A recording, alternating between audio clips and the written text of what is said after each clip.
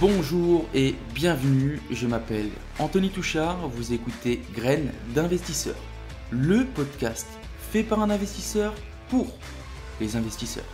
Ici on parle d'immobilier, de développement personnel et d'entrepreneuriat.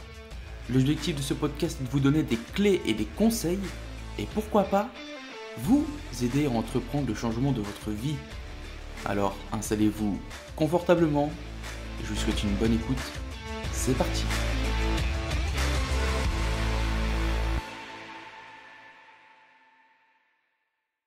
Bonjour et bienvenue tout le monde, bienvenue dans ce tout nouvel épisode du podcast Graines d'investisseurs. Comme d'habitude, c'est Anthony et c'est toujours un plaisir de vous accueillir pour l'épisode du jour. 2 petites minutes les amis, je remonte un petit peu le micro, je trouve qu'il est un petit peu bas. Impeccable. Bon, ça fait grave plaisir de se réinstaller dans son petit bureau, le confort de petits écouteurs sur mes petites oreilles. Bon, les amis, j'ai pas vraiment respecté le deal. J'ai fait simplement un podcast pendant mes petites vacances. Mais en réalité, franchement, c'était tendu. Franchement, c'était tendu. J'aurais dû écrire mes podcasts en avance. Parce que, comme je vous ai déjà expliqué, écrire des podcasts, ça demande quand même pas mal de temps. Et en fait, les journées étaient super courtes en Thaïlande. Hein. Surtout que en fait, je voulais pas faire pâtir ma famille pour faire des podcasts. Donc, j'ai préféré profiter avec eux plutôt que de me concentrer sur l'écriture et l'enregistrement des podcasts. Bon, j'espère que vous m'en voudrez pas quand même. J'espère que vous n'allez pas quitter le podcast Dream d'investisseur pour aller sur un autre. Bon, en tout cas les amis, les vacances se sont passées superbement bien. Le temps était là avec quelques petites intempéries. Pour ceux qui me suivent sur Instagram, je vous ai filmé un peu tout ça. Mais franchement, c'était impeccable. Super beau, 33 degrés tout le temps, le soleil, franchement, c'était vraiment pas mal. En plus, il n'y avait pas énormément de touristes et c'était quand même plutôt cool. Pour ceux qui me suivent sur Instagram, je vous ai posté quelques photos et puis je vous avais fait des stories et tout, donc vous avez pu aussi un peu kiffer à travers ces petites stories, ces petites stories. Donc moi je suis rentré depuis vendredi et franchement un gag, le retour un gag les amis. J'ai quitté la Thaï 30 degrés sous les cocotiers, j'arrive à Genève, moins 1 degré sous la neige. Clairement c'est un scandale, un scandale. Bon, sinon on revient plus motivé que jamais. Euh, les projets vont reprendre là, j'ai toujours la formation ETF que je suis en train de bosser dessus. En plus, là, je me suis commandé le petit Mac, donc ça va aller peut-être un petit peu plus vite, je pense. À part ça, rebooster à bloc. Si vous êtes chaud, les amis, n'hésitez pas à partager ce podcast. Faites connaître le podcast. N'hésitez pas à partager le. Rejoignez-moi sur Instagram, etc., etc. Faites grandir cette communauté. Je suis chaud et je pense que vous aussi. Bon les amis, j'ai été un petit peu curieux en Thaïlande et j'ai regardé un peu le prix de l'immobilier là-bas, etc. Et franchement, tu vois, quand même, je trouve que c'est relativement cher pour le pays. Hein. On parle de la Thaïlande, c'est pas un pays non plus, que- sans vouloir être offensant ou dénigrant, c'est pas le pays le plus, comment dire, développé, etc., etc. Et quand je regardais les prix, franchement, par exemple, une maison de 130 mètres carrés, j'ai trouvé ça à 180 000 euros.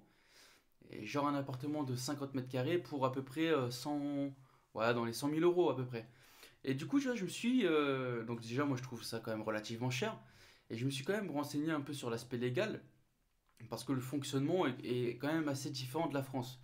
Donc là, je vous donne ça, c'est vraiment pour la culture un peu d'homme du monde.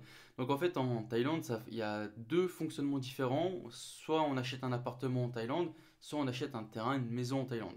Donc pour le premier cas, l'achat d'un appartement, il faut savoir que nous, étrangers de toute nationalité, on peut acheter un appartement en nom propre et de disposer de la pleine propriété du bien pour une durée illimitée. Il faudrait quand même respecter trois conditions.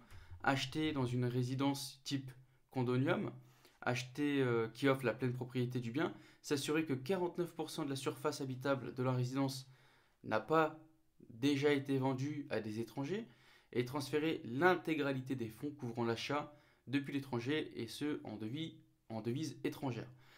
Donc assez simple entre guillemets. Et là on va parler de l'achat d'un terrain, l'achat d'une maison.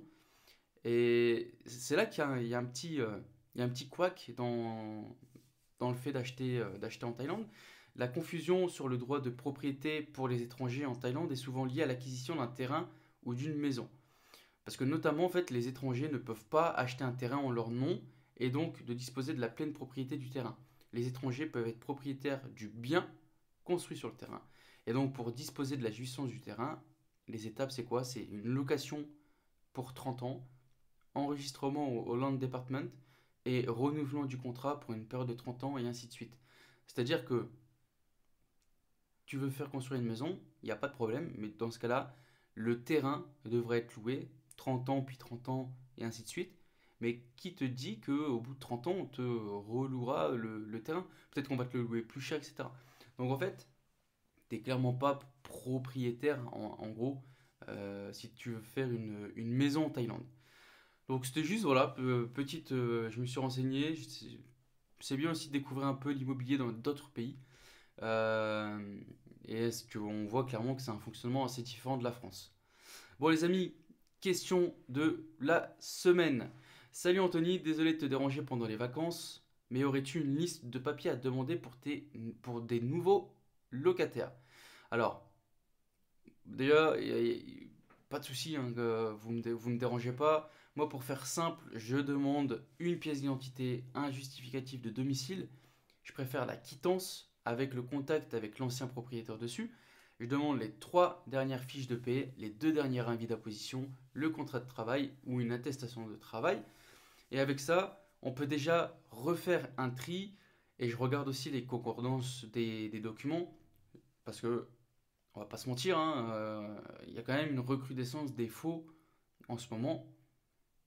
Il y a beaucoup de faux qui circulent. Putain, moi, je vois des trucs sur Snap et compagnie. Il y a des mecs qui te proposent de te faire des fausses fiches de paie, de faire des faux contrats de travail et compagnie. C'est un scandale. Euh, Ah tiens, j'allais oublier, mais j'aimerais quand même féliciter une auditrice du podcast qui a obtenu son financement pour un bien à Chalon. Et en plus, bah, elle était aussi en vacances, donc elle m'a dit en gros, pour une fois dans ma vie, je suis quand même pressé de rentrer de vacances. Je- Comme je te comprends. Bon, deuxième question. Bonjour Anthony, question bête, mais si on déclare à la banque acheter une résidence principale pour que le crédit soit accepté, mais qu'on reste ensuite en location pour mettre en location la maison achetée. Est-ce que s'il peut y avoir des répercussions quelconques? Je te remercie d'avance et merci pour le podcast. Alors ça c'est une question que j'ai déjà traitée plusieurs fois il me semble dans les différents épisodes. Alors théoriquement la banque peut effectivement faire la gueule et tout annuler. En pratique maintenant si tu payes ton crédit, il y a quand même de fortes chances que la banque ou ton conseiller s'en foutent. Par contre, maintenant, si tu as un prêt à taux zéro ou tu as acheté un logement social, là, c'est mort. Tu devras rembourser la partie en prêt à taux zéro. Et il faut savoir qu'en gros, bah, tu peux quand même changer d'avis sur le fait de louer une fois la signature faite. Moi, je l'ai dit, je ne vais pas me cacher. Le premier bien que j'ai acheté, je l'ai fait passer en résidence principale. Je l'ai fait passer en résidence principale en expliquant le fait que euh, j'ai acheté, c'est un immeuble de 2 logements, j'ai acheté cet immeuble pour moi habiter et louer la deuxième partie. En fait, j'ai loué les 2 parties et j'ai eu aucun souci. Et depuis le temps, ça tourne impeccable.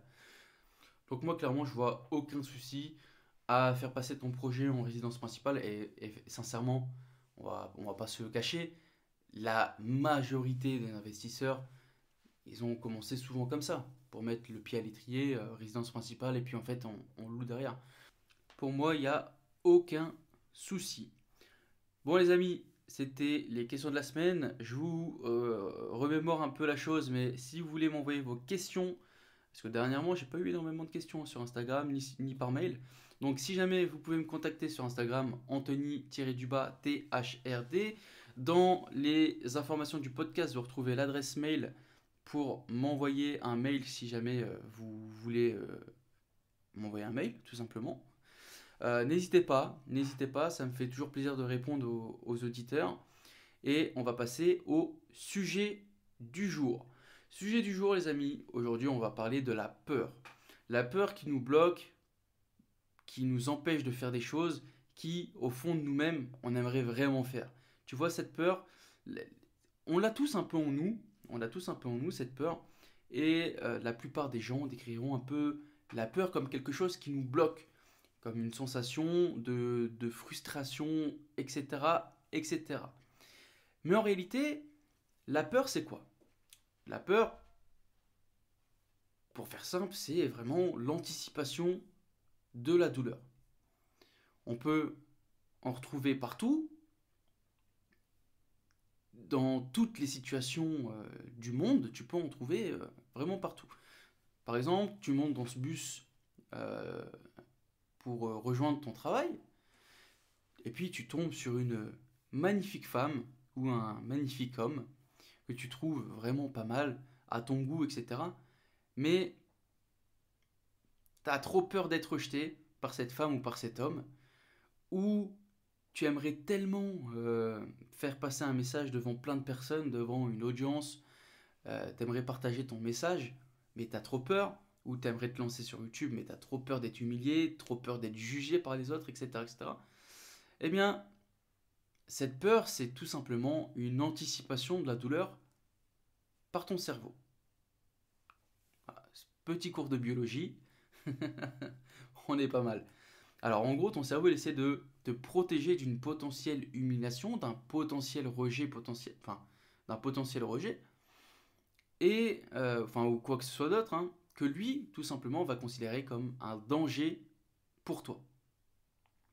Et même si on sait qu'aujourd'hui, la plupart de nos peurs sont quand même assez irrationnelles, on sait que cette peur nous a sauvés en tant qu'humains, en tant qu'espèce.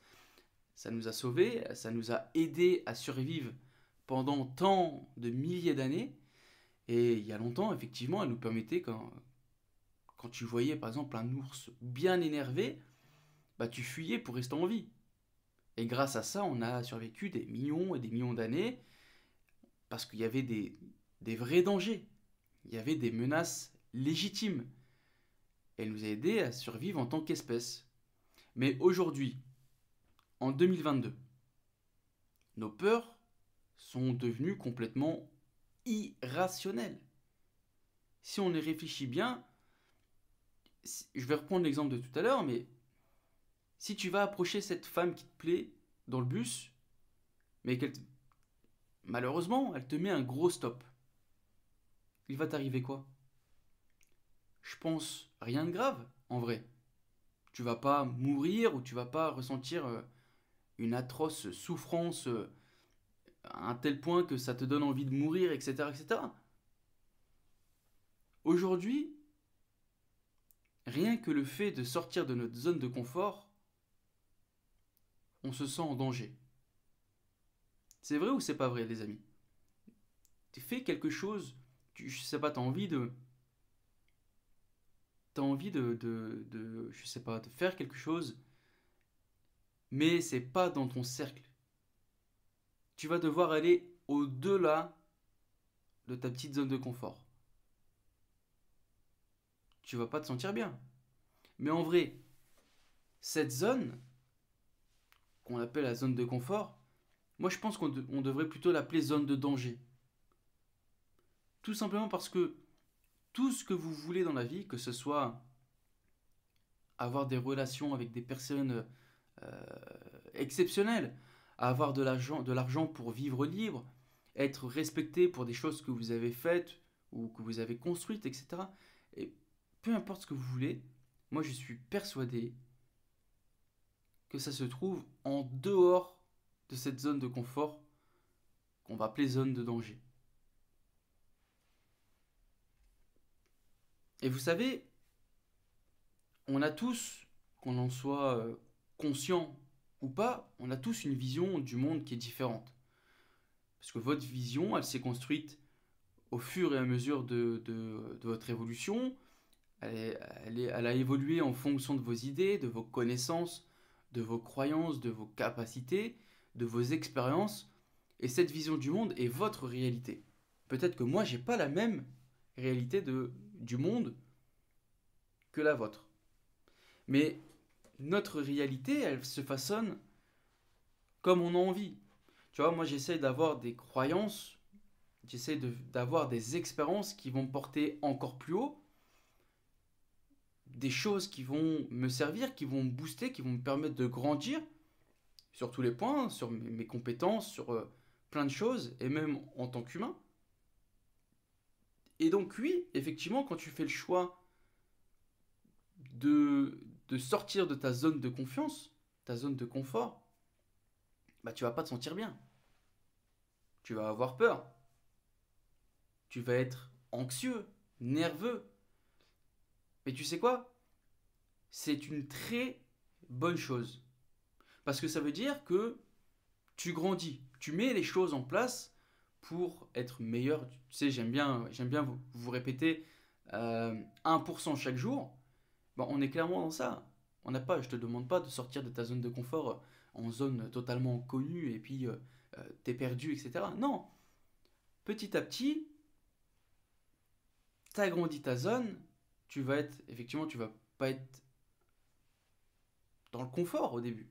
Tu vas être un peu anxieux, tu vas avoir peur, etc. Mais c'est le but. Parce que plus tu vas être dans cette zone d'inconfort, et plus ta zone de confort, elle va s'agrandir. Et si jamais pour toi tu fais quelque chose et que c'est pas inconfortable, c'est que tu vas pas assez loin. C'est que tu te mets pas réellement en danger. Et il y a plusieurs peurs. Il y a plusieurs peurs. Je n'ai pas réussi à mettre un mot réellement sur les peurs, mais en gros, moi j'ai noté deux peurs. La peur intérieure et puis la peur un peu due à l'extérieur. Et bah, je vais donner un peu des exemples personnels. Mais moi, tu vois, j'ai peur. Et des fois, mentalement, je me dis que c'est complètement débile. Tu vois, au début, j'avais peur pour vraiment n'importe quoi. Je te rappelle un peu mon parcours, mais j'ai fait des études dans le commerce international. Et dans le commerce, je devais faire du phoning. Je devais faire du phoning, en gros, c'est simple, c'est je prends mon téléphone et puis je devais appeler des potentiels clients, essayer de décrocher des rendez-vous, etc., etc., etc. Et j'avais peur de décrocher mon téléphone pour appeler ces potentiels clients. Ou c'est pareil, au début, quand j'ai commencé ma carrière, comme ça fait l'ancien, tu vois, ma carrière d'investisseur, euh, quand j'ai commencé, j'avais peur d'appeler l'agent immobilier pour lui demander des informations. Et je m'en souviens clairement que c'était du grand n'importe quoi. Genre, j'avais tellement peur que des fois, j'avais pas appelé. Et ça, à cause de ça, j'ai procrastiné. Enfin, j'ai pas démarré pendant longtemps quand même avant de vraiment prendre les choses en main. Et mes premiers coups de fil, c'était du grand n'importe quoi. Genre, j'avais une feuille avec toutes les informations. Et en fait, j'avais tellement peur que je demandais même, allez, un tiers des informations nécessaires. Et puis quand je raccrochais, j'étais là comme un con avec des informations inexploitables. Euh, et là, dernièrement, tu vois, j'ai ressenti encore de la peur, une peur totalement débile. Tu sais, j'ai déjà fait des sauts de falaise, des sauts de falaise dans l'eau, assez haut, genre peut-être 10 ou 15 mètres, à peu près, je dirais. Je sais pas si ça fait vraiment haut ou pas, mais voilà, c'était quand même haut. Et tu vois, avant, je les faisais assez facilement. Et dernièrement, je me suis retrouvé bloqué en haut d'une falaise, à genre, peut-être, il y avait quoi? Il y avait peut-être 5 mètres, hein. Et j'avais peur. J'avais peur. Pourtant, j'ai sauté beaucoup plus haut que ça. Et je me suis retrouvé bloqué sur cette falaise. Et tu sais, je suis pas le genre de personne qui aime revenir en arrière. Et je suis resté franchement bien 10 minutes tout seul en haut à réfléchir avec moi-même. Et à un moment, tu vois, j'ai dû mettre mon cerveau sur off et j'ai sauté. Et c'est clairement pas le plus, c'est pas le plus simple. Le plus simple, ça aurait été de pas réfléchir, bête et discipliné, pas réfléchir, bam, sauter. Mais pas, je voulais pas faire marche arrière et du coup j'ai réfléchi entre moi et moi-même. Et à un moment, j'ai mis mon cerveau sur off et j'ai sauté. Et le pire, c'est que une fois que j'ai sauté, quand j'étais dans l'eau en bas, je remonte à la surface, j'ai respiré. Non, mais j'étais dans l'eau et je me sentais con, tu vois. Je me sentais con parce que la, situ- la situation c'était n'importe quoi. Et quand je l'ai fait une fois, J'ai recommencé encore et encore et j'avais plus peur. J'avais plus peur. Et ça, cette peur-là, c'est la peur intérieure entre toi et toi-même. Par exemple, quand tu vas voir bah, clairement dans cette situation-là, tu es tout seul en haut d'une falaise et tu dois sauter et puis t'as peur. C'est pas, t'as pas peur à cause de quelqu'un, t'as peur intérieurement. Donc ça, c'est la peur intérieure. Et on a cette peur extérieure qui est due un peu au monde dans lequel on évolue maintenant. Et du coup, j'ai trouvé quelques clés pour vous aider à dépasser cette peur. Cette peur, c'est voilà, croire que tout le monde est là pour te juger, que les gens parlent sur toi, etc., etc., etc. Donc la première clé que j'ai trouvée, c'est d'arrêter de croire que le monde entier est uniquement là pour nous juger. On va relativiser un petit peu, mais moi j'aime bien dire que on est un simple grain de riz dans un monde tellement vaste, que nos actions, ça va pas toucher le monde entier, clairement. Donc, si, et j'aimerais vous dire quelque chose, mais si vous pensez que le monde entier vous juge, c'est parce que je pense que vous n'êtes pas avec des bonnes personnes. Vos contacts ne sont pas des bonnes personnes et vous devez agrandir votre cercle de relations. Je vais donner encore un exemple perso. Moi, je veux dire par là en fait que, effectivement, si tu cherches à faire des choses, mais que toutes les personnes que tu fréquentes le plus te jugent négativement ou te rabaissent, etc., etc., c'est que tu côtoies pas les bonnes personnes. Moi, j'ai toujours eu un avis différent avec les personnes que je côtoyais avant. Par exemple, tu vois, quand quelqu'un avait une belle voiture ou avait une belle maison, etc., mon entourage était le genre de personne à dire ah ouais, tu vois, lui, ah, nanana. On cri- Ça critiquait à tout va, la personne sans la connaître, etc., etc. Ou quand quelqu'un réussit dans la vie, ah ouais, lui, nanana, nanana. Je suis sûr que tu vois un peu le genre de personne. Et moi, tu vois, contrairement à ça, j'ai toujours été hyper content pour toutes ces personnes qui ont réussi, toutes ces personnes qui se bougent le cul, qui font des choses superbes, etc. J'ai toujours été très content, même si je ne les connaissais pas. Et j'ai toujours été très heureux pour ces personnes qui réussissent, surtout notamment des personnes qui viennent de tout en bas et qui, grâce à leur force et leur persévérance, ont réussi, tu vois. Dernièrement, j'ai découvert l'histoire d'Anthony Bourbon, le fondateur de Feed, et tu vois, c'est le genre d'histoire que moi, ça me fait grave kiffer. J'adore, j'adore. Le mec était à la rue et puis il s'est sorti les doigts et il a fait quelque chose de magnifique. Et donc tout ça pour dire en gros que bah, je me suis séparé de toutes ces personnes. Malheureusement, pas toutes, parce que dans ma famille, il y a beaucoup de personnes dans ce style-là. Et je peux pas me séparer de ma famille. Parce que ça reste quand même ma famille. Mais voilà, donc arrêtez de croire que le monde entier est uniquement là pour vous juger. Et si jamais vous pensez qu'effectivement tout le monde vous juge, agrandissez votre cercle de contacts, faites-vous des nouveaux contacts. Ça, c'était la première clé. La deuxième clé que j'aimerais vous transmettre, c'est que ce que les autres pensent de vous ne vous définit pas en tant que personne. C'est pas parce que quelqu'un va dire que tu es cupide ou autre que tu es réellement cupide. Je m'explique. Si toi, effectivement, tu t'es mis des objectifs, je sais pas, par exemple, devenir libre financièrement, bah effectivement, il y a pas de doute que ça va passer par l'argent. Mais est-ce que ça va faire de toi quelqu'un de cupide? Moi, je pense pas. Moi, je pense pas. Donc, ce que les gens pensent de vous ne vous définit pas en tant que personne. Pas parce que quelqu'un va dire que t'es méchant qu'effectivement t'es méchant. Parce que peut-être ça servait pas tes intérêts, alors que lui, ça l'arrangeait, tu vois. Ne pensez pas être ce que les gens pensent de vous. Troisième clé, et celle-là, elle est indétrônable. Acceptez que les gens vous critiquent. Ça, les amis, vous devez accepter les critiques positives et négatives, mais ça doit glisser sur toi. Ça doit pas t'atteindre. Mentalement, tu t'en quières l'oignon, tu vois. Tu t'en fous complètement. Ça fait partie du jeu. Quoi que tu, quoi que tu vas faire dans ta vie, tu seras critiqué. Tu réussis ton rêve, on va te critiquer. Tu foires, on va te critiquer. Il faut simplement l'accepter et comprendre que quoi que tu fasses, il y aura toujours des jugements. Tout le temps, tout le temps, tout le temps.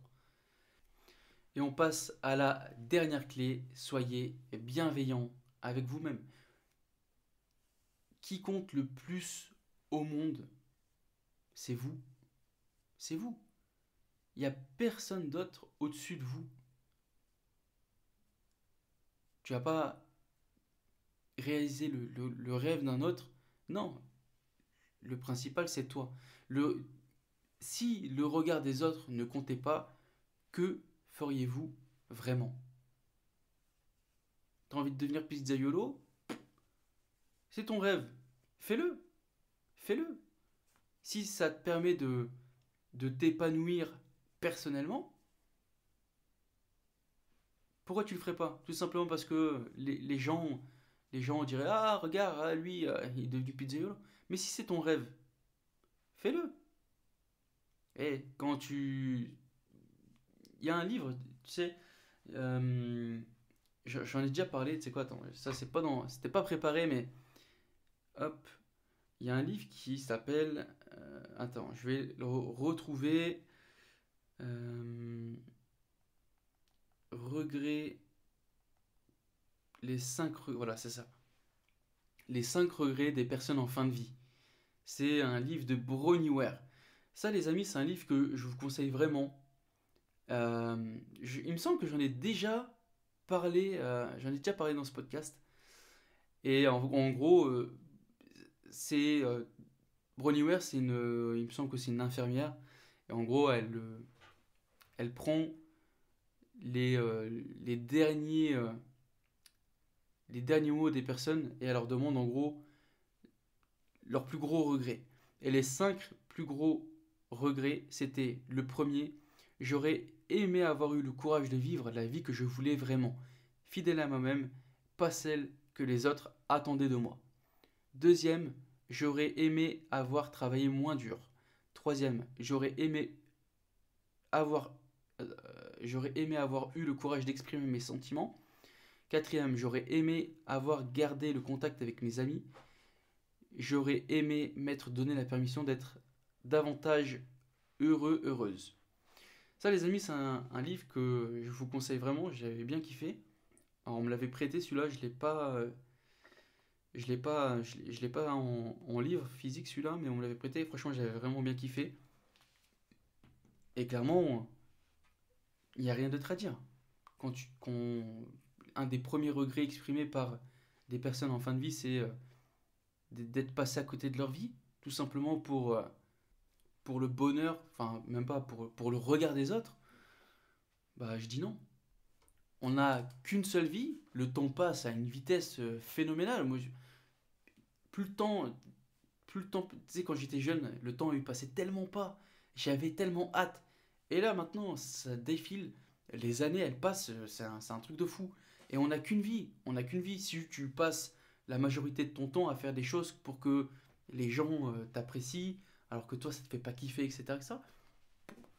Il est où si c'est ça ton objectif de vie, c'est malheureux. Et puis tu te retrouveras pareil dans un livre à exprimer tous tes regrets en fin de vie, à exprimer que tu aurais préféré vivre une autre vie, etc., etc.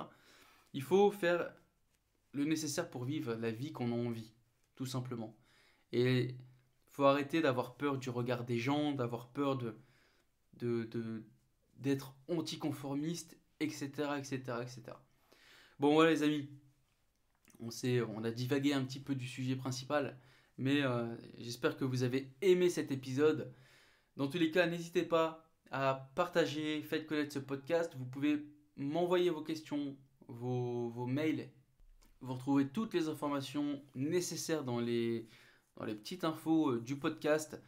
N'hésitez pas les amis, je vous souhaite plein de bonnes choses. N'oubliez pas, 1% chaque jour. Vous êtes la seule personne qui compte dans votre vie. Passez une très très bonne semaine et moi je vous dis à la semaine prochaine. Ciao ciao ciao.